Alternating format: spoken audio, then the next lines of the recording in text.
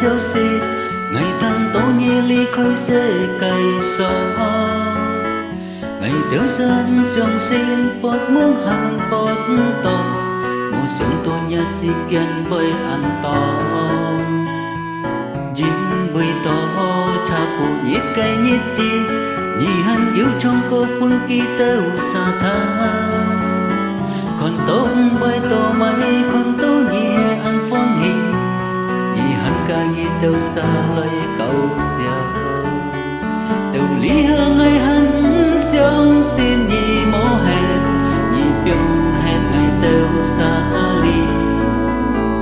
Lời têu nhà buộc hàng á mô chết liều chốt lấy, còn nhị con trời tu xoay ta. Ngày kiếm nhớ lấy bay nhị xong nhị chia lối xuân phong, xong tổ bóng bay chỉ ca sĩ xa kiêu há liều.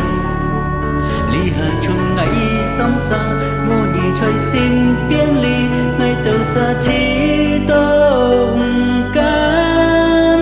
Ngày chỉ tàu ăn xin chéo, không tàu nhà lý trong xiang, cô ly nhà gia ơi trên xếp hè ăn thúng nhị.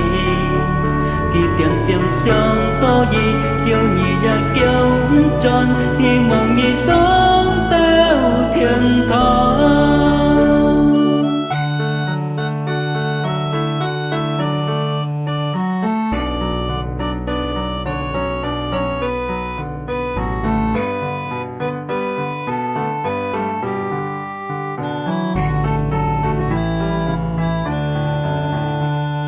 Diêm bụi to cha phụ nhẹ cây nhít chi, nhị hắn yêu trong cô quân kỳ têu xa tha.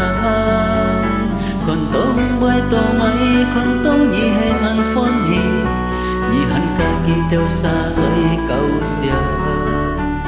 Tàu lý hơ ngày hắn xong xin nhị mô hẹn, nhị biểu hẹn ngày têu xa ly.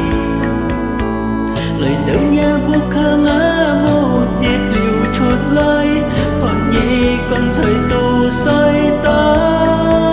Ngày kiếm nhớ lại bay nhị xong nhị trên lối xuân phong, xong tổ bóng bay chỉ ca sĩ xa kiêu há liều. Ly hà chuân ngày sống xa, mô nhị trời xin biến ly, ngày têu xa chỉ tông can. Ngày chỉ tông xin chéo, con tổ nhà lý trong xiang, cô ly nhà gia ơi trên xếp hè ăn thúng nhị. Khi tiệm tiệm